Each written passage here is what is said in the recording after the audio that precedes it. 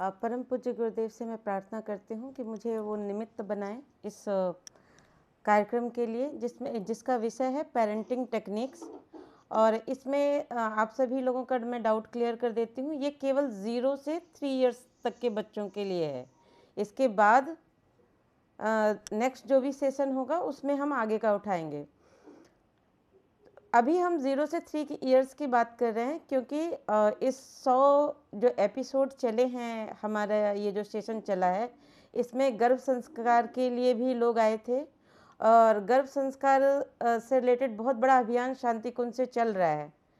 तो गर्भ संस्कार से रिलेटेड अगर आपको टॉपिक चाहिए तो आपको शांति कुंज के वहाँ पर वीडियो भी मिल जाएंगे, और अगर आप अनुरोध करेंगे तो आगे हम लोग इस संडे वेबिनार में उसको सम्मिलित भी कर लेंगे। लेकिन आज अभी हम अपने विषय पर स्ट्रिक्ट रहते हैं कि पेरेंटिंग टेक्निक्स 0 यानी नवजात शिशु जैसे ही जन्म लेता है, वो दुनिया को पहली बार देखता है, उसके बाद से वो 3 वर्ष तक हमें किन किन टेक्निक्स को यूज़ करना है कि हम अपने बच्चे का बहुमुखी विकास कर सकें।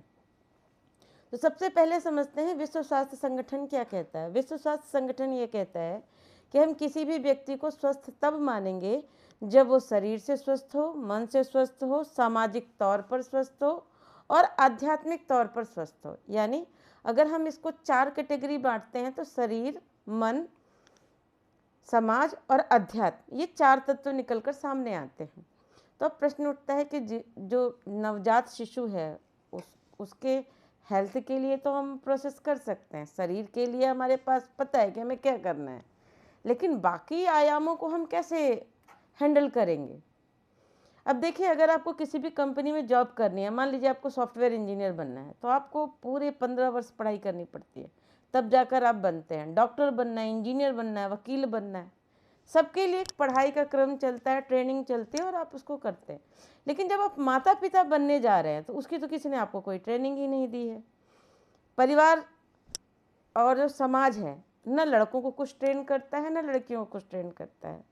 तो ये जो ड्रॉबैक है, इसके कारण क्या हो रहा है कि हमारे जो परिवार के जो बच्चे हैं उनमें बहुत ज़्यादा विसंगतियां पाई जाने लगी हैं। माता पिता भी बच्चों से दुखी हैं और बच्चे भी माता पिता से दुखी हैं। एक तरह से जो कम्युनिकेशन, संवाद होना चाहिए, वो साथ तो हैं लेकिन संग नहीं हैं, कनेक्टेड नहीं हैं। तो ऐसी समस्या के लिए गुरुदेव क्या समाधान बताते हैं। परम पूज्य गुरुदेव की जो युग निर्माण योजना है उसका जो मूल है वो तो ये है ना, गर्भ से ही हमें युग निर्माण करना है, तो कई चरणों में करना है। गुरुदेव ने अपनी पुस्तक में लिखा है भावी पीढ़ी और उसका नव निर्माण में कि बच्चों का पालन पोषण एक तरह से 21 वर्षीय योजना है। 1 वर्ष जो वो गर्भ में था, 20 वर्ष जो बच्चा जन्म लेने के बाद हुआ। तो आपको इतनी बड़ी योजना पर काम करना है, उसकी तैयारी है नहीं। अब कहाँ यहाँ पर कुछ भ्रांतियों की बात करते हैं कि किस किस तरह के हमारे अंदर भ्रांतियाँ हैं। जैसे बहुत लोगों को ये भ्रांति है कि हमें कुछ सीखने की ज़रूरत नहीं है, पेरेंट्स तो हम बन ही जाएंगे और हमारा पालन पोषण हमारे बच्चों का हो ही जाएगा। मतलब ये एक भ्रांति ऐसी है कि जिसके कारण क्या हो रहा है कि एक्सीडेंटल बच्चे हो रहे हैं और एक्सीडेंटिंग पेरेंटिंग हो रही है। तो जो एक्सीडेंटली पेरेंटिंग हो रही है तो उसमें अगर सही आउटपुट आप कहते हैं तो आप मान के चलिए 50-50 चांसेस हैं। तो आइए थोड़ा सा समझते हैं कि जो बच्चा हमारे घर में जन्म ले रहा है वो क्या लेकर आ रहा है। सबसे पहले समझते हैं ना कि हमको अब क्या देना है। चलिए उसको देने की बात हम बाद में करते हैं, पहले हम बात करते हैं कि साइंस क्या कहता है कि वो क्या लेकर आ रहा है। हमारे जो धर्म ग्रंथ हैं, गर्भोपनिषद है और हमारे जो वेद पुराण हैं, वो क्या कहते हैं। तो आधुनिक साइंस मान लीजिए और वेद पुराण मान लीजिए, वो कहते हैं कि जो बच्चा है वो आपके साथ जो एंसेस्टर्स हैं, जो उनके पूर्वज हैं और माता पिता मिलाकर वो 7 जनरेशन की डीएनए लेकर आ रहा है। ठीक है, उसके डीएनए की मेमोरी चिप में वो सारी चीज़ें आपकी स्टोर है। पहले के ज़माने में अगर कोई किसी के यहाँ शादी करने जाता था तो उसके 7 पुरखे पूछता था। रीज़न बिहाइंड दैट कि उनके डीएनए की कितनी शुद्धता है। शादी का मतलब होता है कि था कि हम अपनी बेटी जिस घर में दे रहे हैं, जिस घर में हमारा भविष्य में नाती पोता आने वाला है, उसकी डीएनए की कितनी शुद्धता है। लड़की लेने से पहले जो लड़की हमारे कुल खानदान को पैदा करेगी, उसकी डीएनए की कितनी शुद्धता है, तो वो जब चेक करके शादी होती थी। यहाँ पर मेन जो था कि उनके गुणधर्म आने वाले हैं, ये वो लोग पहले से जानते थे। तो अब आता है डीएनए क्या लेकर आएगा, 49%। गर्भ संस्कार जो पेट के अंदर काम करेगा, वो भी उसी 49% पर काम करेगा। 51% जो है वो जन्म लेने के बाद से लेके 16 वर्ष से 20 वर्ष के अंदर ये आपका वो जो नेक्स्ट 51% है, वो तय करेगा कि आपका बच्चा कैसा होगा, अच्छा, बुरा, मध्यम। ये सारी चीज़ें जो 51% है, वो बाह्य परिवार, बाह्य संस्कार देना है जो आपने देना है। अब आता है बच्चे का मूलाधार चक्र। एक मूलाधार चक्र होता है जो बच्चे का 5 वर्ष तक खुला होता है। वहाँ पर क्या है, जो आप इंफॉर्मेशन बच्चे के अंदर डाल रहे हैं, वो एज इट इज़ रिसीव करेगा, वो उसमें डिनायल मोड में नहीं जाता। यानी आपने उसको कहा कि तुमको वेज खाना है, तो बोलेगा ओके। आपने कहा नॉन वेज खाना है, तो बोलेगा ओके। आप कहेंगे तुम्हें मदद करनी है किसी की, तो वो बोलेगा ओके। आप कहेंगे कि किसी की मदद नहीं करनी है, तो ओके। मतलब आपने जो कहा उसको उसने यस में कर दिया, यानी मूलाधार खुल गया है। और वो 3 वर्ष तक तो पूरी तरह से खुला होता है। मतलब आप जो चाहें बच्चे के अंदर, जैसे चाहें वैसे संस्कार डाल सकते हैं। तो अब प्रश्न उठता है, तब संस्कार डालेंगे कैसे? क्या बच्चा तो पढ़ने की स्थिति में होता नहीं है, बुक्स वगैरह हम उनको तुरंत पढ़ा नहीं सकते। 2.5 साल में थोड़ा थोड़ा कुछ सिखा भी सकते हैं, लेकिन ऐसी सिचुएशन में हम उनको ट्रेन कैसे करेंगे? हमारे पास टेक्निक्स क्या हैं? तो जैसे कि अभी हमने पहले एक चीज़ तो क्लियर कर लिया था कि हमें 4 आयामों पे काम करना है, शरीर, मन, समाज, अध्यात्म।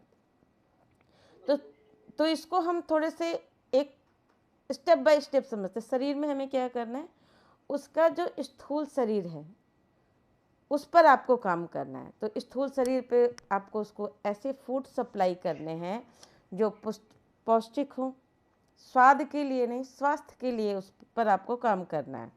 तो जो वह पचेगा तो रस, रक्त, मांस, मज्जा बनाएगा, उसका शरीर बनाएगा।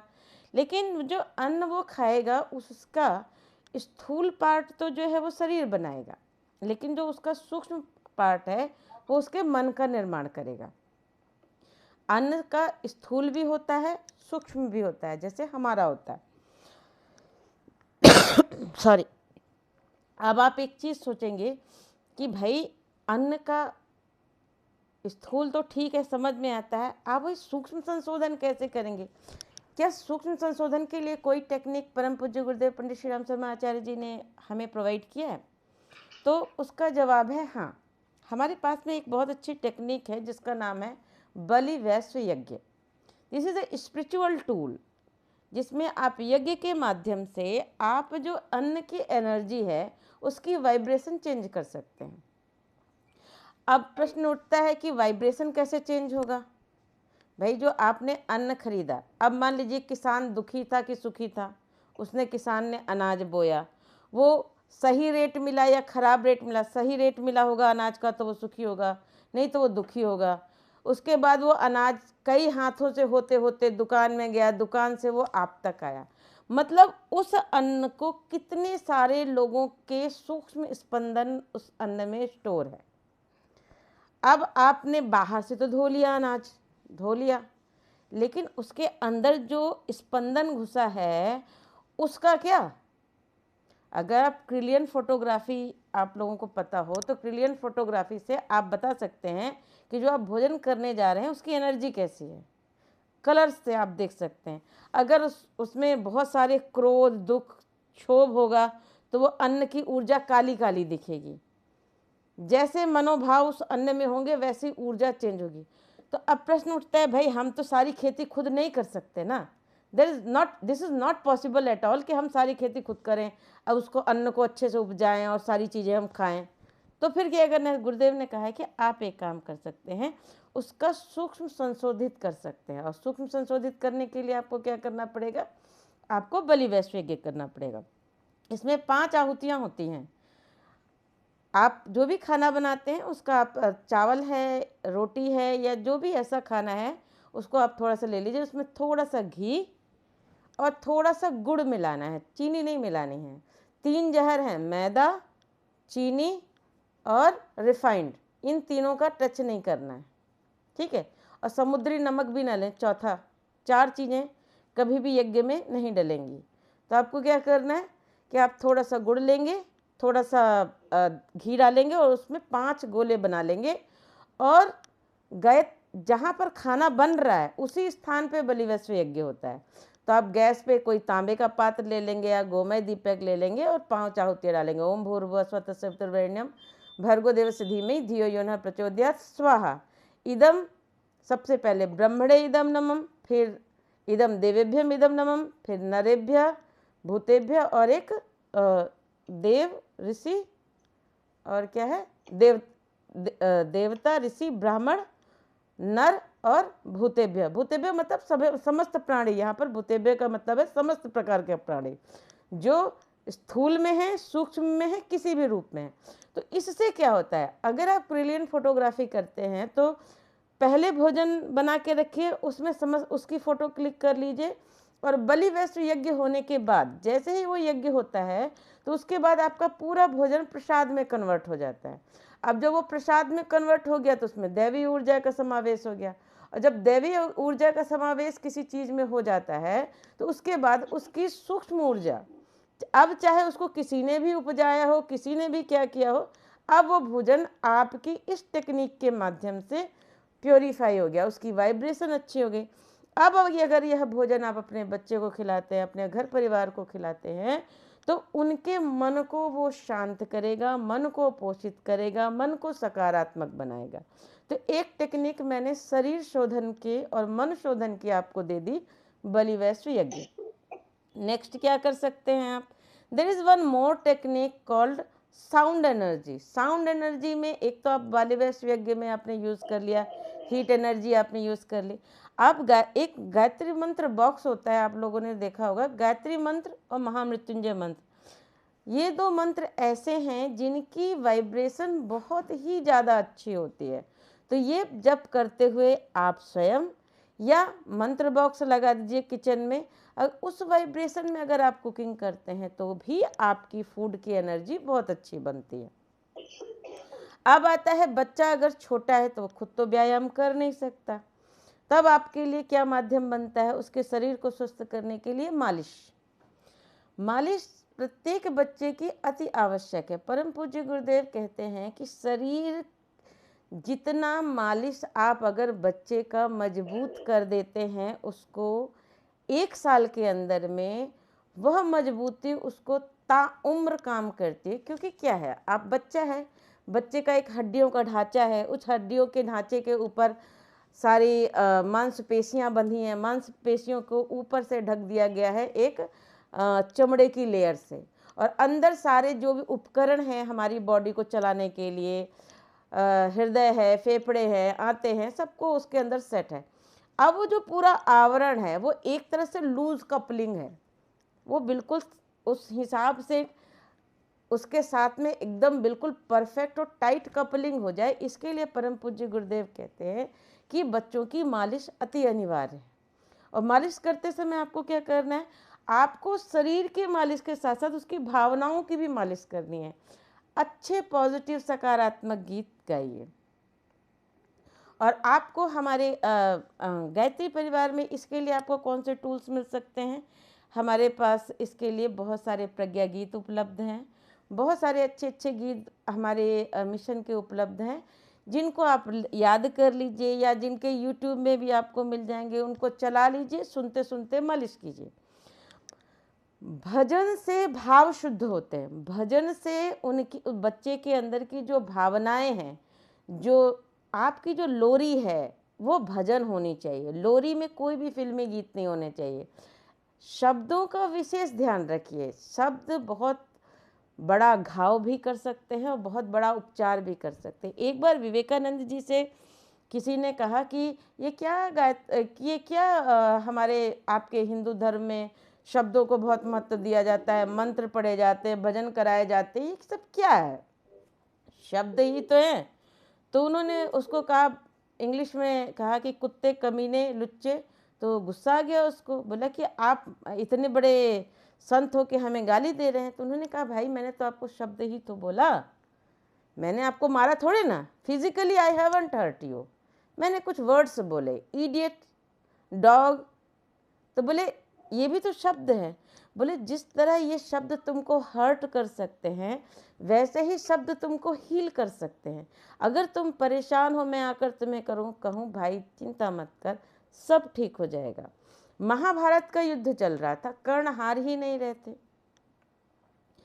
उनके जो सारथी थे वो उनके मामा ही थे, तो अर्जुन के मामा थे। अब युद्ध में बंटवारा हुआ था तो वो उधर चले गए थे। तो उनके पास जाकर कृष्ण भगवान ने कहा कि कर्ण तब तक हारेगा नहीं जब तक आप उसको मोटिवेट करना नहीं छोड़ेंगे।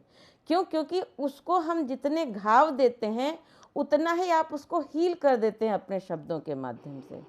बोले ये युद्ध हम तभी जीतेंगे जब आप उसको हील करने की जगह अपने शब्दों से हर्ट करना शुरू कर देंगे, जब आप उसको हतोत्साहित करना शुरू कर देंगे। तब उन्होंने ऐसा ही किया, कर्ण को हतोत्साहित करना शुरू कर दिया उनके सारथी ने, और कर्ण का मनोबल टूट गया, और तब उनका रथ जमीन पर गया और अर्जुन उनको मारने में सफल हुए। तो अब आप इसको इस तरह समझ सकते हैं कि शब्दों का कितना ज़्यादा महत्व है। तो आपको next tool and technique use करनी है पेरेंटिंग में, अच्छे भजन की तैयारी करनी है। अगर आप मम्मा बनने वाली हैं तो पहले से ही अच्छे भजन का कलेक्शन कर लीजिए। अब भजनों में भी ऐसे भजन का कोई मतलब नहीं जो आजकल सो कॉल्ड फिल्मी धुन में कहते हैं, शंभू ने भांग घोटा, पार्वती ने खिलाया पिया। दिस इज़ नॉनसेंस, ये कोई भजन नहीं है, इसमें वर्डिंग गलत है, और ये वर्ड्स आपके बच्चे का कोई भला नहीं करने वाले, कोई भाव नहीं धोने वाले। तो जो आजकल के भजन हैं, सो कॉल्ड भजन जो फिल्मी गीतों का बन रहा है, भगवान होने मात्र से भजन नहीं बन जाता। भगवान के नाम के साथ उसकी वर्डिंग आप देखिए कि उसमें जो आप भजन में गाने वाले कंटेंट हैं वो कंटेंट कितने लाभदायक हैं आपके बच्चे के लिए, साइकोलॉजिकल उनका क्या इम्पैक्ट आपके बच्चे पर पड़ेगा, उसके कंटेंट देखकर आपको वीर रस से भरे भजन गाने हैं। अगर आप हनुमान चालीसा गा सकते हैं तो वेरी गुड। अगर आप चाहते हैं अपने बच्चों को बहुत अच्छा साहस देना तो हनुमान चालीसा एक ऐसे अच्छे साहस भरे वीर रस कंटेंट से भरी ऐसी है कि वो आपके बच्चे के लिए बहुत ज़्यादा अच्छी है। दूसरा बहुत अच्छा कंटेंट है आपकी गायत्री चालीसा में। गायत्री चालीसा में एक समग्र मानसिक उपचार आपको उपलब्ध है, आप गायत्री चालीसा पढ़ सकते हैं।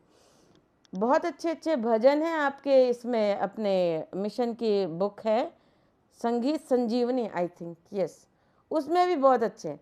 आपको भजन में भी वो कंटेंट, वो भजन चुनने हैं जो कंटेंट आप अपने बच्चे को सप्लाई करना चाहते हैं। भाव शुद्धि के साथ साथ कंटेंट पर आपको बहुत ज़्यादा ध्यान रखना है कि वर्डिंग सही होनी चाहिए, उनके शब्द चयन सही होना चाहिए, उस भजन में क्या बोला जा रहा है। गाने से पहले भजन को पूरा पढ़ो, उसमें देखो वो क्या भजन बोल रहा है, अच्छा ये भजन मेरे लिए ठीक है, मेरे बच्चे के लिए सही है। जैसे महाकाल बुलाता है, ये वाला भजन बहुत अच्छा है, इसमें बच्चे के अंदर वीर रस जगेगा, उसका ब्लड सर्कुलेशन बहुत एनर्जेटिक हो जाएगा अगर आप ये वाला भजन गाते हैं, जागृत आत्माओं को महाकाल बुलाता है। इस टाइप के भजन जो है आपके बच्चे के लिए बहुत अच्छा काम करेंगे। और क्या है, अब आता है मन में आप और क्या कर सकते हैं। अब बच्चा मान लीजिए हमारे कुछ परिवार आपसे मिलेंगे या कुछ परिवार वाले बोलते हैं हमारा बच्चा तो ना पिज़्ज़ा बर्गर खाता है, खूब सारा बाहर का खाता है, वो घर का कुछ खाता ही नहीं है, उसको कुछ अच्छा ही नहीं लगता। अब इस पे परम पूज्य गुरुदेव कहते हैं कि आप एक चीज़ बताइए कि किसी भी समस्या के समस्या अगर उत्पन्न हुई है तो उससे पता करो, उसका रूट कॉज एनालिसिस करो कि भाई समस्या उत्पन्न कहाँ हुई। जब माँ के पेट में बच्चा था तो क्या माँ होटलबाजी ज़्यादा करती थी, या माता पिता चटोरे ज़्यादा हैं, या माता पिता को खुद ही घर का खाना अच्छा नहीं लगता? तो बच्चा जो जन्म लेने वाला है उसको कैसे अच्छा लगेगा। उनकी 7 पुश्तें जो उनके डीएनए में है, वो क्या बाहर खाने वाले लोग ज़्यादा हैं? अगर ऐसा है तो बच्चा बाहर का खाना खाएगा ही।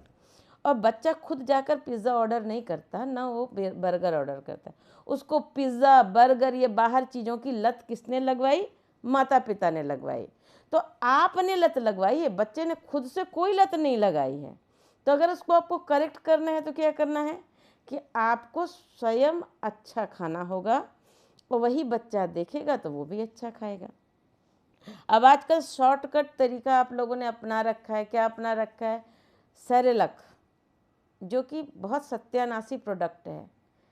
जितने भी पैकेट फूड है, अगर आप गूगल सर्च करेंगे तो कोई भी डॉक्टर जो भी है वो आपको कभी सलाह नहीं देगा कि आप ऐसे डब्बा बंद फूड आप अपने बच्चों को खिलाएं जो उनके पाचन का सिस्टम ही डिस्टर्ब कर दें। भाई, आप लोगों को पता होना चाहिए कि हम शाकाहारी जीव हैं और हमारी इतनी लंबी आंत होती है जिसमें कई दिनों से भोजन कई लेयर से घूमते घूमते भोजन हमारा पचता है। हम जानवर थोड़ी ना कि छोटी आंत है, डाला और निकाला। वो मांस खाते हैं, उनकी आंतें बड़ी नहीं चाहिए। बड़ी आंतें होंगी तो मांस उसमें सड़ के रोग पैदा उत्पन्न कर देगा। हम तो बड़ी आंतों वाले हैं, हमको मांस, हमारे लिए मांस के लिए हम शाकाहारी जीव हैं। तो यहाँ पर अगर आप ऐसा फूड खिला रहे हैं अपने बच्चे को जो डब्बा बंद है, जो केमिकल युक्त है, तो वो क्या करेगा? बच्चे का पाचन सिस्टम ही बिगाड़ देगा। और बच्चा बड़ा होके कोई जो उसके जो जीवन जीने के लिए जो जरूरी फूड है, जो आहार है, उसको पचाने की शक्ति खो देगा। क्योंकि आपने उसका सिस्टम, पेट का जो सिस्टम है, जिस उम्र में उसको सीखना चाहिए था, उस उम्र में आपने उसको शॉर्टकट तरीके से भोजन दे के उसका सारा सिस्टम बिगाड़ दिया। तो क्या करना चाहिए? मैंने एक आज फेसबुक में भी शेयर किया, आप लोगों को गूगल सर्च कर लें कि घर के बने क्या क्या भोजन आप अपने नवजात शिशु को दे सकते हैं जो दूध पी रहा है, साथ में आहार शुरू कर रहा है। थोड़ा सा आलस्य का त्याग कर दीजिए, घर की चीज़ें बनाएंगे, बहुत अच्छे से शॉर्टकट तरीके से भी बन जाते हैं। आप अगर दलिया वगैरह भून कर पहले से तैयार रख लेंगे, सूजी वगैरह पहले से भून लेते हैं, तो वो भी कम समय में तैयार हो जाती है। और उसमें वेजिटेबल्स अगर आप अच्छे से डाल के बनाते हैं, मैश करके बच्चे को खिलाते हैं, तो आप मान के चलिए आप अपने बच्चे को जीवन भर के लिए मजबूत शरीर देंगे। अन्यथा आप मान के चलिए अगर आपने 0 से 3 इयर्स में बच्चे को एक पैकेट फूड शॉर्टकट में खिला के, आपने उसको पैकेट फूड खिला के उसका जो पाचन बिगाड़ दिया है, तो वो आप मान के चलिए उसका शरीर देखने में भले फूला फूला लगे, लेकिन अंदर से बेदम होगा, और बड़े होने पर उसका शरीर रोगों का घर बन जाएगा। ठीक है, मेरी फेसबुक है श्वेता.चक्रवर्ती.दिया पेज, फेसबुक पेज है। ठीक है, अब भैया से भी आप लोग ले सकते हैं, मैं इसमें डाल दूंगी। ठीक है ना। अब आपका आ गया कि फूड आप कैसे खिलाएंगे। पैकेट फूड नहीं खिलाना है, आलस्य नहीं कर। मैं भी वर्किंग हूँ, मेरे हस्बैंड भी वर्किंग है, फिर भी हमने पूरी कोशिश करी थी कि हम बच्चे को पैकेट फूड नहीं खिलाएं। जितने भी आप पैकेट फूड जूस वगैरह पिलाते हैं उसमें एडेड कलर्स होते हैं, वो फ्रूट जूस नहीं होता, वो कलर मिक्स होता है, आर्टिफिशियल इंग्रेडिएंट्स होते हैं, ट्रांस फैट होता है, शुगर होता है। वो सारी चीज़ें आपके बच्चे के लिए बहुत नुकसानदायक है।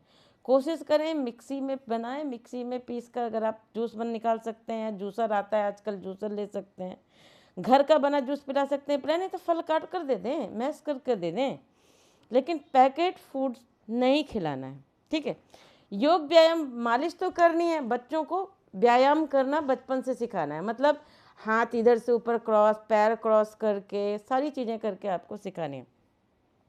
और बच्चे के साथ क्या करना है? मानसिक आहार में आपको बच्चे के साथ, बच्चा जब छोटा है तो आप गोद में लेकर मेडिटेशन करेंगे, जब उससे थोड़ा सा बड़ा हो जाएगा तो अपने साथ बिठा के मेडिटेशन करेंगे। अपने बच्चे को सबसे बड़ा उपहार अगर आप देना चाहते हैं तो आपके बच्चे को मेडिटेशन करना आना चाहिए, वो भी बचपन से।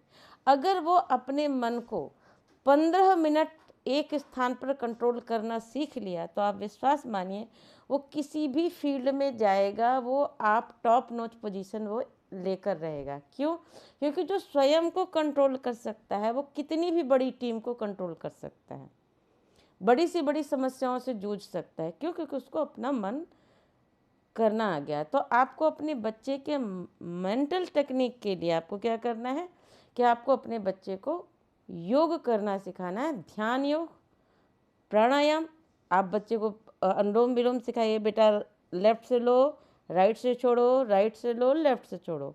तो आपको थोड़ा बहुत उसको 3 साल के अंदर अंदर आपका बच्चा अनुलोम विलोम करना उसको आना ही चाहिए, मेडिटेशन करना आना चाहिए। अब आप बोलेंगे इतने छोटा बच्चा कैसे सीखेगा? इसके लिए आपको मैं एक कहानी सुनाती हूँ। एक ट्रेन में एक माता पिता जा रहे थे, बच्चे, माँ भी बुक पढ़ रही थी, बेटा भी बुक पढ़ रहा था।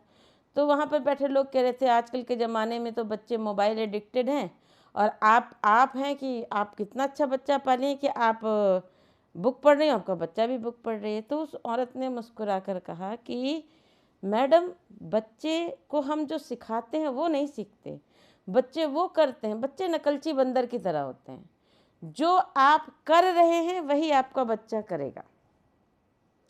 तो चूँकि मैं स्कूल से आती हूँ, वो टीचर थी, बोली मैं स्कूल से आती हूँ, स्कूल से आने के बाद मैं कोई ना कोई बुक उठाकर पढ़ती हूँ। तो मेरा बच्चा मुझे देखकर वो भी कुछ ना कुछ उठा के बचपन में मेरे को देखकर नकल करता था।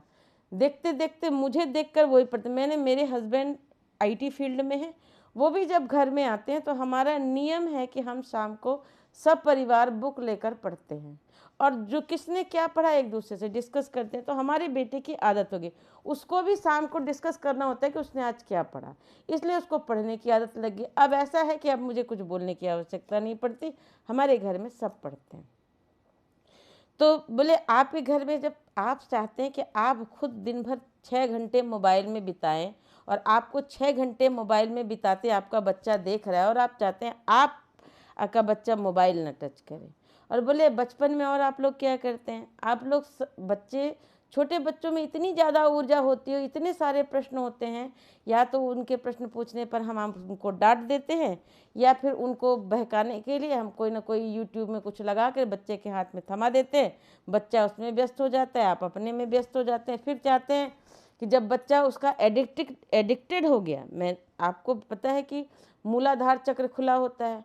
आपने 5 साल तक बच्चे को क्या दिया, क्या किया उसके साथ, वो अब लाइफ लॉन्ग होने वाला है। तो आपने जब उसको एडिक्शन बचपन में ही दिखा दिया, बच्चा खुद जाके मोबाइल नहीं खरीद सकता, ना रिचार्ज करा सकता है, ना मोबाइल टच कर सकता है, उसको मोबाइल दर्शन माता पिता ही कराते हैं। और फिर माता पिता क्या चाहते हैं कि वो जितना एडिक्शन दिलाएं उतना ही बच्चा यूज़ करे। बच्चा टीवी थोड़ी ना है कि आपके रिमोट से ऑन ऑफ हो जाएगा। उसको तो आपने जिस चीज़ की लत लगा दी उसकी लग गई जीवन भर के लिए। तो आपका टूल क्या है कि आपको यहाँ पे बच्चे के मानसिक विकास के लिए आप कितने भी बिजी हैं, सुबह बच्चे को, ये तो खैर 3 से लेके 10 ईयर्स तक का ये कंटेंट है, बट मैं अभी भी आपको बता दे रही हूँ कि बच्चा जब सुबह उठेगा तो आपको बच्चे के पास जाकर, जो भी बच्चे को उठाने जाएगा वो बच्चे के पास जाएगा और प्यार से सो जाएगा, लेटेगा, उसके सिर पे हाथ फेरेगा, जो भी जगाने जा रहा है बगल में लेटे उसके पैर खूब अच्छी वाइब्रेशन देगा। उसके बाद 3 मिनट धैर्य से उसको टच कर करके आराम से प्यार से जगाइए। बच्चे को कभी भी अपशब्द बोलते हुए नहीं जगाना है। क्यों? क्योंकि जो पहली कमांड आप देंगे वो कमांड उसके लिए बहुत मायने रखती है। ये साइकोलॉजी में कहा गया है कि 9 मिनट आपने जो सुबह बच्चे के साथ इन्वेस्ट किया वो बच्चे का पूरा दिन बना देगा। फिर बच्चा जब स्कूल से आएगा तब आप उसको 9 मिनट का ट्रीटमेंट दीजिए, उसके साथ शेयर करिए। मॉर्निंग में आपने उसका केयर किया, उसको प्यार से जगाया, और उसके बाद जब वो स्कूल से आता है तो उससे पूछे कि आपके साथ लाइफ में क्या अच्छा हुआ, क्या ख़राब हुआ, किस बात पे आपको गुस्सा आया, आपने क्या शेयर किया, उसने स्कूल में क्या फील किया, इस पे ज़्यादा बात करिए, न कि उसने क्या पढ़ाई करी। आते साथ उससे ये पढ़ाई लिखाई की बात नहीं पूछनी है। आप उससे पूछे कि आज आपका दिन कैसा गया, आपने उसके साथ कैसे टाइम स्पेंड किया। ये सारी चीज़ें आपको उसको प्यार से पूछनी है। तो पहला तो हो गया केयर, दोपहर को आपने किया उसके साथ शेयर, बातें करी। और जब वो रात को सो रहा है तो 9 मिनट आपको उसको प्यार से सुलाना है और उसको कोई मोटिवेशनल इंस्पिरेशन की कोई ना कोई स्टोरी सुनानी है। पहले के समय में दादी नानी सुनाती थी कहानियाँ, तो वो क्या करती थी, पहले के समय में अगर आप कहानियों का कलेक्शन देखेंगे तो जो दादी नानी होती थी वो धर्म ग्रंथ पढ़ती थी। रामायण हो गया, महाभारत हो गया, रामांक हो गया, कल्याण हो गया। तो ये सारी से वो क्या करती थी, या तो बच्चों को भक्ति की कोई कहानी सुनाती थी या वीरता से भरी राजा रानी की कहानी सुनाती थी। तो बच्चे क्या होते थे, साहस से भर उठते थे। जो इन कहानियों को पढ़कर सुनकर बच्चा बड़ा हो रहा है उसके अंदर ऑटोमेटिकली एक साहस, एक ऊर्जा, एक वीर रस जगता था। अभी क्या है कि आप बच्चों को वो कहानियाँ से प्रेरक कहानियाँ जो उन्हें चाहिए वो आप दे नहीं रहे, सप्लाई नहीं कर रहे हो। और बच्चों का ज्ञान लेने का जो विशेष टाइम है वो रात को सोने से पहले है। रात से सोने से पहले उनको एक ना एक अच्छी स्टोरी मिलनी चाहिए। This is food, this is diet for brain. तो आपको अच्छी कहानियाँ कहाँ मिलेंगी, आपको पूछेंगे कि भाई वो टूल्स एंड टेक्निक हम आपको कहाँ से दे सकते हैं। प्रज्ञा पुराण, प्रज्ञा पुराण बहुत अच्छी है, वो छोटी छोटी कहानियों का संकलन है। बाल निर्माण की कहानी है हमारी मिशन की, आपको मिल जाएंगी।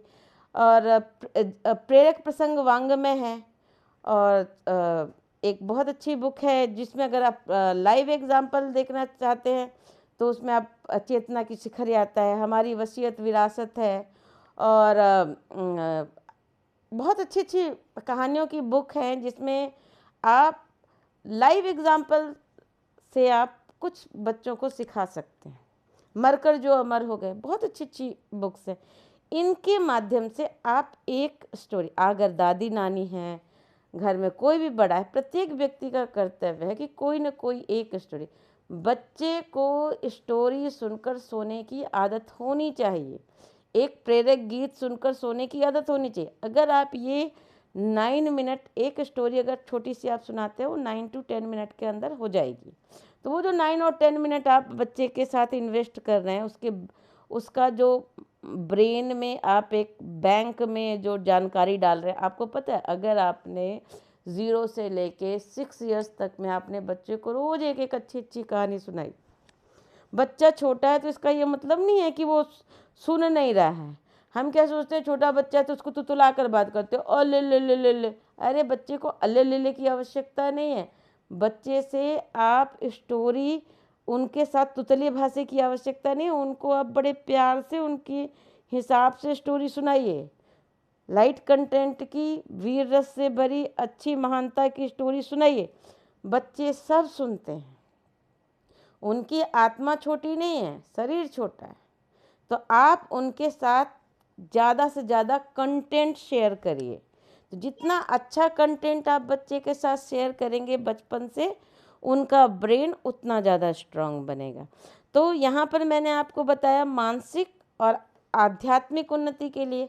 आप लोगों ने डॉक्टर रमा जयसुंदर का सुना ही होगा, पढ़ा भी होगा, रिसर्च गूगल में देखा होगा कि उन्होंने क्या किया।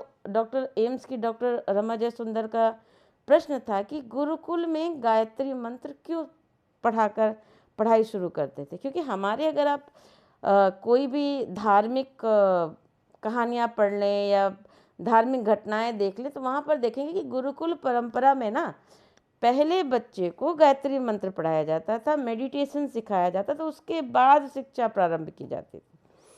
तो ऐसा क्यों? तो उन्होंने क्या किया, 2 ग्रुप बच्चों के लिए उनका एनएमआर कराया, ईईजी कराया, हार्मोन्स चेक किए, उनके ब्लड सैंपल्स कलेक्ट किए और सारी चीज़ें कलेक्ट कर ली। उसके बाद में आईक्यू चेक किया, दोनों ग्रुप के ईक्यू चेक किया। तो एक ग्रुप को तो कहा कि आप ब्रह्म मुहूर्त में उठ के गायत्री मंत्र विधिवत 108 बार जपेंगे, कमर सीधी करके उगते हुए सूर्य का ध्यान करेंगे। और दूसरे ग्रुप को कहा गया कि आपको कुछ नहीं करना है, आपको जैसी लाइफ जी रहे हैं वैसे जिए।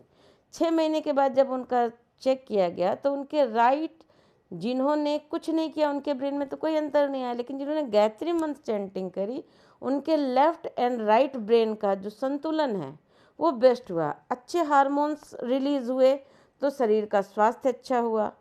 और जो मेमोरी एनहांसर ग्रे मैटर है उन बच्चों को जिन्होंने गायत्री मंत्र जपा उनके अंदर मेमोरी उनकी बहुत अच्छी होगी, चीज़ों को समझने में सुविधा हुई, फोकस लेवल इंक्रीज हो गया। तो उन्होंने विधिवत रिसर्च करके बताया कि हाँ भाई गायत्री मंत्र असर करता है, ये तो उनका रिसर्च है। अब भाई स्थूल लेवल पे तो आप बहुत कम ही चीज़ों से चेक कर सकते हैं, मशीनें थोड़ी चेक कर सकते हैं। अब एक चीज़ बताइए, कोई भी गुलाब है, एक मशीन काट पीट के ये बता सकती है कि गुलाब के अंदर क्या क्या तत्व हैं, लेकिन ये वो थोड़ी ना बता सकती गुलाब कितना सुंदर है। गुलाब के साथ जब आप गुलाब का फूल अपने पास रखते हो आप क्या फील कर सकते हो? कोई तराजू से किसी की भावनाएं थोड़ी तोल सकता है, क्रोध कितने किलो, प्यार कितने किलो, ये सब थोड़ा ना तोला जा सकता है। तो जो सूक्ष्म लेवल पे जो इम्पैक्ट है, जिसको ऋषियों ने बताया है कि अगर गायत्री मंत्र आप अपने बच्चे को गायत्री मंत्र चैंटिंग सिखा देते हो तो आप मान के चलिए आपके बच्चा जब बड़ा होगा तो आप इतना मान के चलिए कि आपका बच्चा चंदन की तरह रहेगा। चंदन विष व्यापत नहीं लिपटे रहत भुजंग, चाहे कितने भी भुजंग, जितने भी आजकल का माफिया जितना भी है, कोई भी आपके बच्चे को इम्पैक्ट नहीं दे सकता। वो इतने सारे विपरीत परिस्थितियों में भी अपने आप को स्थिर और मेंटेन रख पाएगा, वो आत्मिक लेवल पर मजबूत होगा। तो आपको क्या करना है, उस बच्चे को आध्यात्मिक स्वास्थ्य प्रदान करने के लिए जब बच्चा छोटा है तो गोदी में रखकर आपको जप करना है कम से कम 108 बार। बच्चे को दूध पिला रहे हैं तो गायत्री मंत्र जपिए, कुछ खिला रहे हैं तो गायत्री मंत्र जपिए, और उस बच्चे को गोद में लेके जब तक वो छोटा है 15 मिनट ध्यान करिए। जब वो बड़ा हो जाए तो उसको बिठा के अपने साथ ध्यान करिए। ध्यान करना उसको सिखाना है, प्राणायाम उसको सिखाना है प्रत्येक बच्चे के लिए। क्योंकि देखिए आजकल के ज़माने में आप मान के चलिए आप बच्चे के लिए रेड कारपेट हर जगह नहीं बिछा सकते, उसकी कंपनी कैसी होगी, वो कहाँ काम करेगा, व्यवसाय कैसे लोगों के बीच में करेगा, ये आप तय नहीं कर सकते। तो आपको क्या करना है, उसके अंदर एक वीर रस होना चाहिए।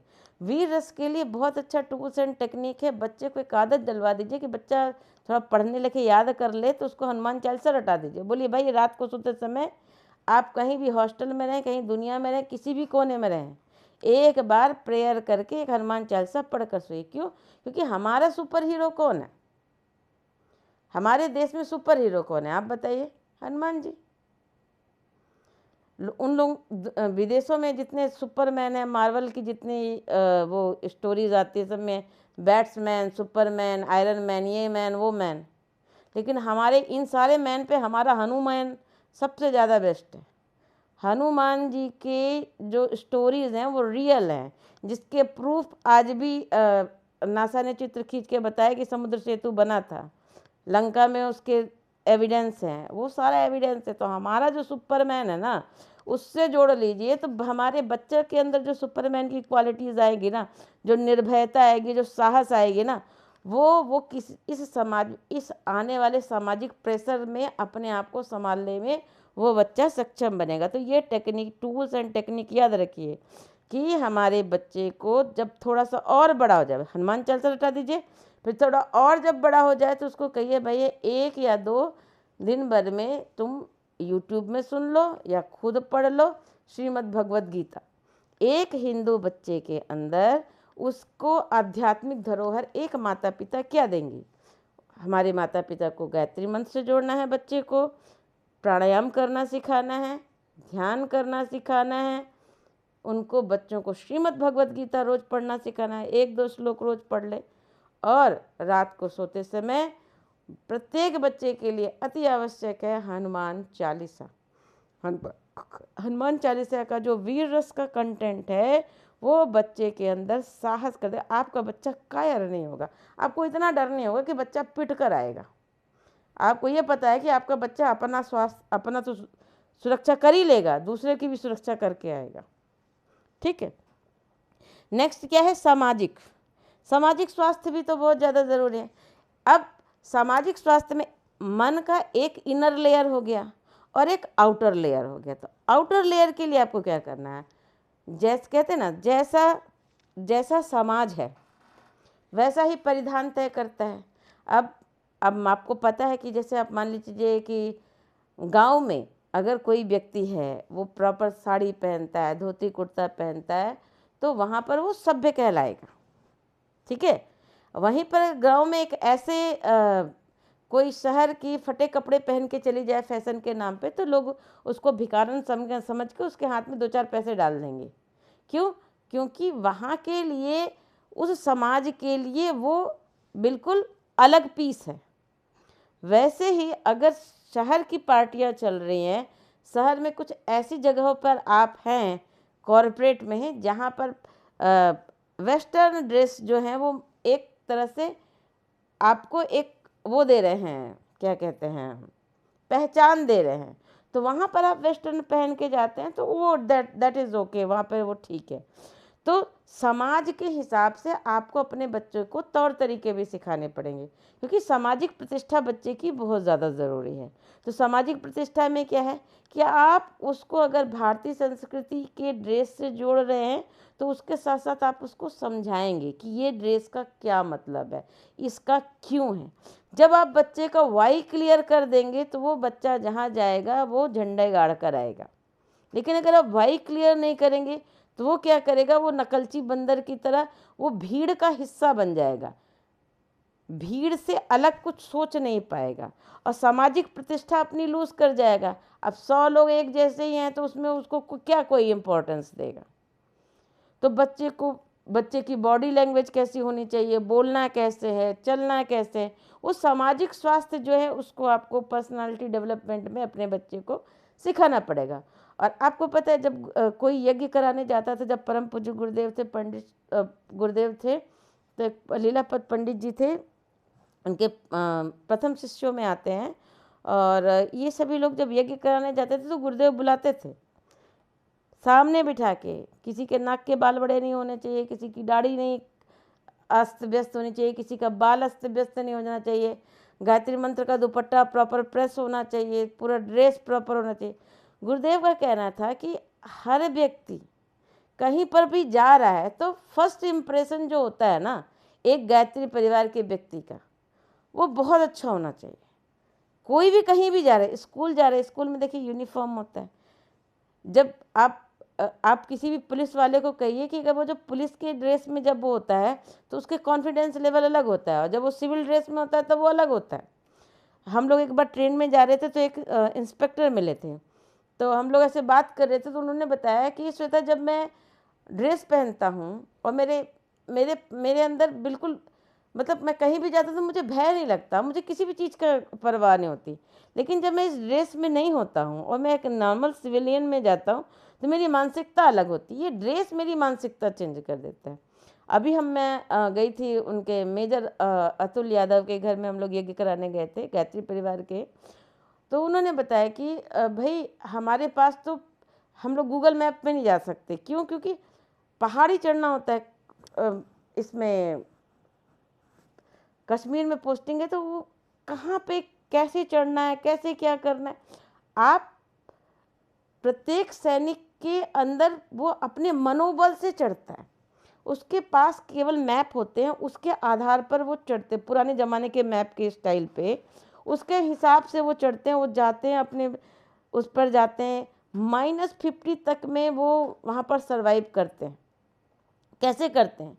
उनके शरीर पर उनका मन भारी होता है। जब वो ड्रेस पहनते हैं, वो जब ड्रेस पहनते हैं सेना का, तो उनका जो मन होता है, उनका जो मनोबल होता है वो दूसरी दिशा में पहुंच जाता है।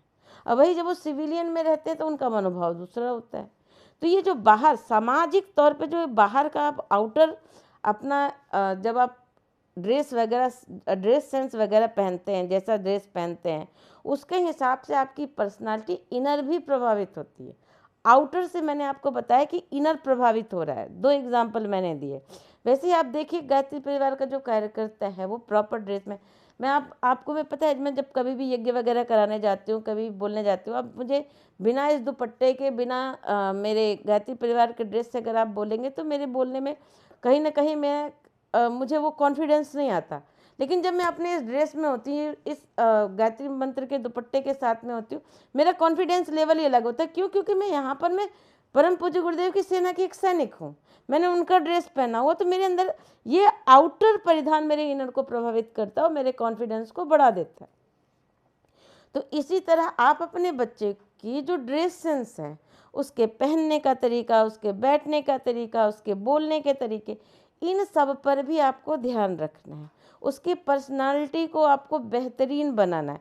आपके बच्चे के बैठने में एक स्टाइल होनी चाहिए, कहीं पर भी बच्चा नहीं बैठना चाहिए। और ये कैसे होगा? जब आपकी पर्सनालिटी सही होगी। आप अस्त व्यस्त रहेंगे और बच्चे से चाहेंगे कि वो व्यवस्थित रहे, तो संभव नहीं है। तो नियम क्या बनाने पड़ेंगे? परम पूज्य गुरुदेव कहते हैं कि आपके घर में एक कानून व्यवस्था होनी चाहिए।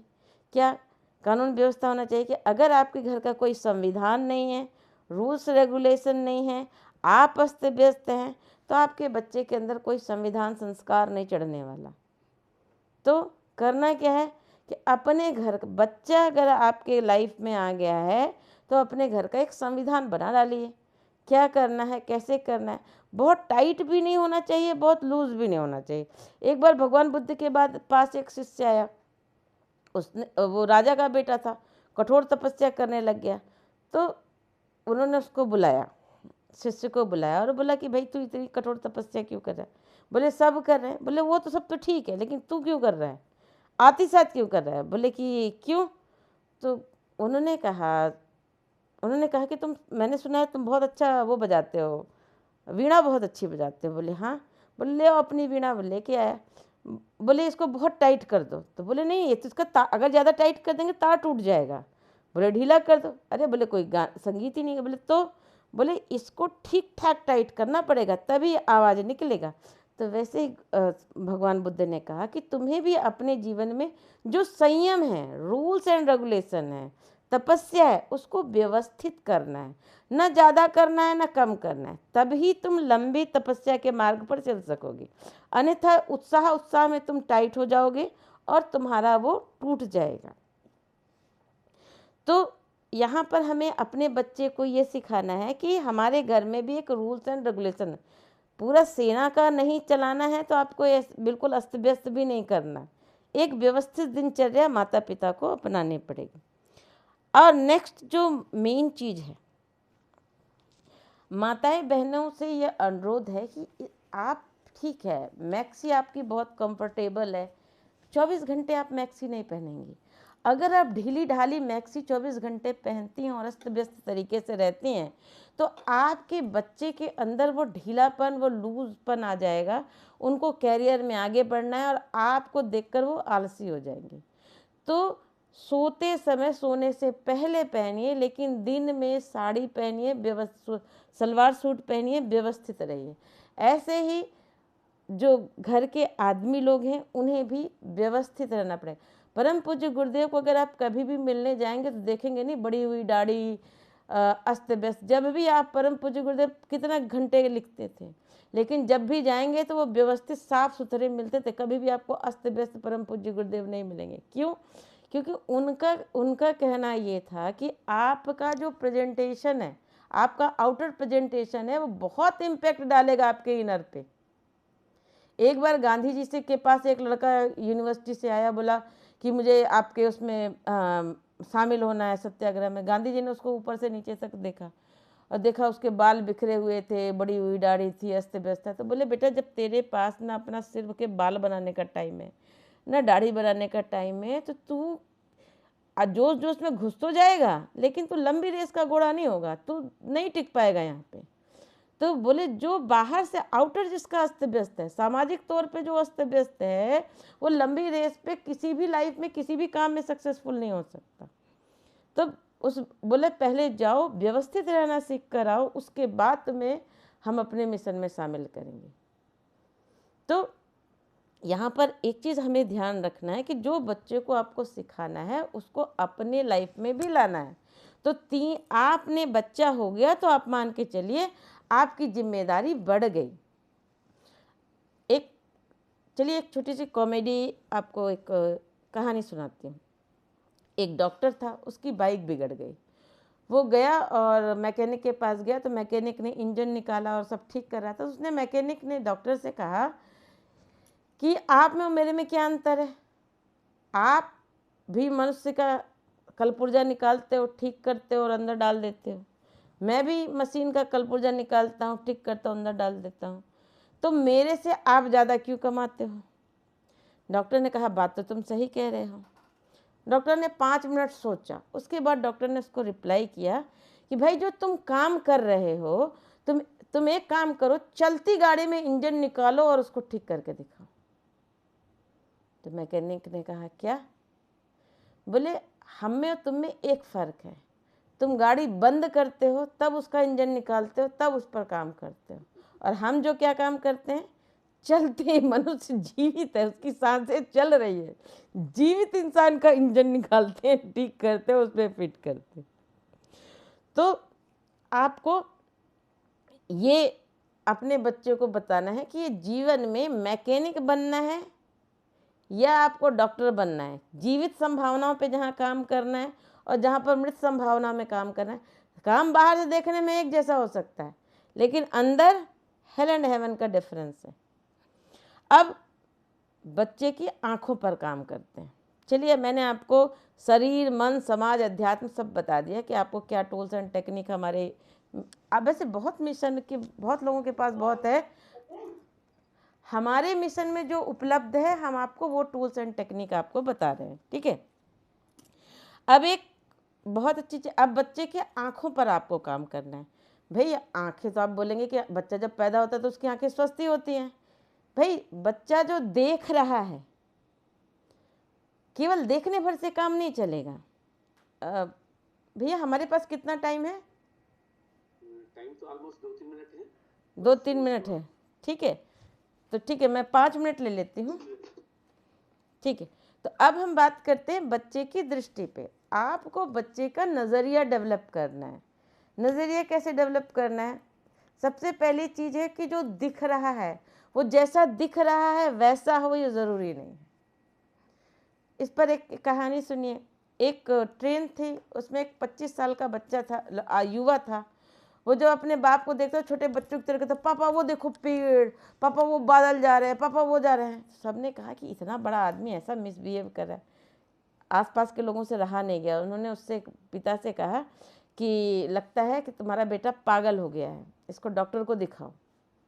इतना बड़ा हो के ऐसे चिल्ला रहा है, पेड़ देख के ऐसी खुशी मना रहा है। तो उसने, पिता ने शांत स्वर में कहा कि हाँ, मैं अभी इसको डॉक्टर को ही दिखा के आ रहा हूँ। मेरा बेटा जन्मजात अंधा था, आज ही इसकी आँख खुली है और आज ही इसने पहली बार दुनिया देखी। तो मतलब जो हो रहा है उसको आप जो देख रहे हैं वैसे मत करिए। एक इसी पर और एक कहानी है पूर्वाग्रह पे, कि एक प्रोफेसर साहब थे, वो क्लास ले रहे थे। क्लास में उन्होंने एक कहानी सुनाई। उन्होंने कहानी सुनाई कि एक जहाज़ डूबने वाला था और उस जहाज़ में जो बचाव दल के पास नाव थी वो अंतिम नाव थी, और उसमें हस्बैंड वाइफ एक थे, जिसमें कोई एक ही और जा सकता था। तो हस्बैंड ने वाइफ को धक्का दिया और खुद चढ़ गया। तो वाइफ ने जाते समय उसको कुछ शब्द बोले, तो क्लास में सबसे पूछा, बताओ उसने क्या बोला होगा? तो सारे बच्चों ने एक साथ बोला होगा कि आई हेट यू। तुम इतने स्वार्थी हो कि तुमने अब मेरे को न बचा के अपने आप को बचाया। एक लड़का शांत बैठा था, तो उसके पिता ने पूछा कि तुम शांत, उस प्रोफेसर ने पूछा तुम ऐसा शांत क्यों हो? बोले तुम्हारे हिसाब से क्या जवाब होगा? उसने कहा उसके हिसाब से ये जवाब होगा कि मेरे बच्चों का ध्यान करना, संभल के जाना, ठीक से रहना। बोले तुम ऐसा क्यों सोच रहे हो? बोले जो दिख रहा है हमेशा वैसा नहीं होता, क्योंकि जब मेरी माँ की मृत्यु हो रही थी तो मेरी माँ ने भी ऐसे ही कहा था। तो बोले कि, तब उसने कहा कि हाँ, ये तुमने बिल्कुल सही कहा। उस आदमी की डायरी, जब वो मृत हुआ तो उसकी डायरी मिली थी। उस डायरी में उसने लिखा था, प्रिय, मैं भी चाहता था कि तुम्हारे साथ ही मर जाऊं, बचें तो हम दोनों बचें, ना बचें तो हम दोनों मर जाएं। लेकिन मुझे पता चला कि तुम्हारे पास, तुम्हारी जो लंबी बीमारी थी, इसमें तुम्हारे पास दिन बहुत कम बच्चे थे और घर में तुम्हारे अंश, तुम्हारे बच्चे थे, उनके पालन पोषण के लिए जो आयु की आवश्यकता थी वो मेरे पास ही थी, इसलिए मैं तुम्हें छोड़कर मैं खुद लाइफ बोट में बैठा। तो हमेशा बच्चों को आपको ये बताना है कि बेटा जो दिख रहा है, जो सुनाई दे रहा है, वैसा वो ज़रूरी नहीं है। आपको एक बार रिविजिट करना पड़ेगा, उस सिचुएशन को समझना, अपने नज़रिए से समझना पड़ेगा। पूर्वाग्रह से ग्रसित होकर मत सोचिए आपकी क्या, आप कैसी दुनिया देखते आ रहे हैं, सामने को एनालिसिस ऑब्जर्व करिए। और बच्चों को क्या सिखाना पड़ेगा भाई, पतझड़ के बाद ही निर्माण आता है। जैसे ब्रह्म सत्य है, मृत्यु सत्य है, वैसे ही जीवन में समस्या सत्य है। समस्याएं कुत्तों की तरह होती हैं। अगर कुत्ता आया आपके पास और आप उससे डर गए और भागने लगे, तो कुत्ता आपसे ये नहीं पूछेगा कि मुझे आपके पीछे दौड़ना चाहिए या नहीं दौड़ना चाहिए। आपका डर उसको बोलेगा आओ मेरे पीछे दौड़ो, और वो जब तक आपको काट नहीं खाएगा तब तक कुत्ता वापस नहीं लौटेगा। लेकिन अगर आप पलट गए, तो कुत्ते को देखा, उसका सामना किया, दुत्कारा उसको, तो आप उस कुत्ते से बच सकते हैं। वैसे ही समस्याएं जब भी आएंगी, गुरुदेव की एक पुस्तक है मन के हारे हार है, मन के जीते जीत। जब समस्याएं आपको आएंगी तो आप समस्या को पहले तो एक्सेप्ट करिए कि समस्या आ गई है। Next, how to handle it, इसको हैंडल कैसे करना है। ये रोना नहीं रोना है, ये मेरे साथ ही क्यों होता है, ऐसा मेरे साथ ही क्यों होता है। एक आर्थर एश थे, बहुत बड़े टेनिस प्लेयर थे। उनको पहले जब ब्लड चेक होता था ना ऑपरेशन के समय, तो ज़्यादा चेकिंग नहीं होती थी, तो किसी एड्स के मरीज, HIV एड्स के मरीज का ब्लड उनमें आ गया और वो बहुत पीड़ा में थे। सारे लोग, क्योंकि उन्होंने 3 बार वर्ल्ड कप जीता था, तो सब लोग उनको पत्र लिखते, तो किसी को जवाब नहीं देते थे। एक बच्चे ने पत्र लिखा कि मैं भगवान से पूछूंगा कि उन्होंने हमारे हीरो आर्थर एश को कष्ट क्यों दिया, क्यों उनको बीमार किया, इतनी गंदी बीमारी क्यों दी। तो उन्होंने उसका पत्र लिखा, उसका जवाब लिखा, जो आज भी अमेरिका में पत्र सुरक्षित है। उन्होंने लिखा कि प्रिय बेटे, एक चीज़ बताओ, मिलियंस ऑफ लोगों को इच्छा होती है कि वो टेनिस खेलें, कुछ पकड़ ही नहीं पाते। उनमें से 50 लोगों के पास रैकेट आता है, 50 लाख लोगों में से भी 5000 प्लेयर बन जा पाते हैं। उन 5000 में से भी कुछ लोग मेन वर्ल्ड कप जैसी प्रतियोगिता में भाग ले पाते हैं, उनमें से भी 2 फाइनल में पहुंचते हैं, उनमें से भी एक कोई फाइनलिस्ट जीतता है। और मैंने 3 बार वो विजयी कप हाथ में रखा, और मैंने तब भगवान से नहीं पूछा कि मैं ही क्यों, तुमने इतने सारे लोगों में मुझे ही क्यों विजेता बनाया। जब मैंने उस दिन उससे भगवान से नहीं पूछा, तो आज मैं पूछने वाला कौन होता हूँ कि मुझे ये बीमारी क्यों मिली। तो बोले भगवान किसी के साथ कुछ गलत नहीं करता, जिसके जैसे कर्म होते हैं उसके हिसाब से वो परिणाम देता है। तो हमें बच्चों को ये सिखाना होगा, आपको बचपन से ही बच्चों, ये आपको स्वयं को भी सीखना होगा और बच्चों को भी सिखाना होगा कि समस्याएं शाश्वत हैं, समस्याओं से मुक्ति नहीं मिल सकती। आप ये नहीं कह सकते रोड से सारी गाड़ियां हटा दो तब हम अपनी गाड़ी लेकर चलेंगे, समुद्र से सारी लहरें हटा दो तब हम अपनी नाव लेकर चलेंगे। आपको उसी ऊंची लहरों के बीच ही नाव चलानी है, बड़े हाई ट्रैफिक में भी अपनी गाड़ियां चलानी है। और लास्ट इस बात से के साथ मैं अपनी बात समाप्त करना चाहती हूँ कि सौभाग्यशाली लोग वो होते हैं जो ये कहते हैं समस्याएं खराब नहीं होती। समस्याएं या तो हमें विजेता बनाने आती हैं या हमें कुछ सिखाने आती हैं, और समस्याओं से डरना नहीं है। पहले के समय में अलग प्रकार की समस्या थी, जब लाइट नहीं थी, शिकारियों की समस्या थी। अब लाइट है, फैसिलिटी है, तो चोरों की समस्या है। पहले रोड नहीं थी तो चलन यात्रा में कहीं पहुंचने की समस्या थी, अब रोड है, गाड़ी है, तो जाम की समस्या। समस्याएं रूप बदलती हैं परिस्थिति अनुसार, लेकिन समस्याएं कभी मिटती नहीं हैं। तो समस्याओं को हमें हैंडल करना है, लोगों को हमें हैंडल करना है। आप अपनी कंपनी अपने मनपसंद चूज कर सकते हो, लेकिन कंपनी में अपने मनपसंद का बॉस नहीं चूज कर सकते। आप अपने बेटे बेटी के विवाह के लिए जीवन साथी तय कर सकते हो, लेकिन उसके ससुराल में कौन मिलेगा, सास उसकी पसंद की होगी, ये आप नहीं चूज कर सकते। तो आपको जो मिल रहा है उसको हैंडल करना है, उसके साथ में you have to learn tools and techniques की जो भी मिल रहा है उसे मुझे हैंडल करना। ये सारी चीज़ें, ये सारे सिस्टम आप तभी कर सकते हैं जब आप बच्चा, जब से आपका जन्म है तब से आप उसको प्रेरक कहानियाँ, चीज़ें, सारे कंटेंट, भावनाएं, विचारणाएं, उसके परसेप्शन, ये सारी चीज़ें क्लियर करेंगे तो विश्वास मानिए कि आपका बच्चा एक महान बच्चा बनेगा और वो चारों आयामों में सफल रहेगा। शारीरिक, मानसिक, सामाजिक और आध्यात्मिक रूप से स्वस्थ बनेगा और प्रसन्न रहेगा और आपको इच्छित परिणाम मिलेगा। इसके लिए आप हमारी भावी पीढ़ी का नवनिर्माण पुस्तक पढ़ सकते हैं, बहुत अच्छी है, मेरी फेवरेट बुक है।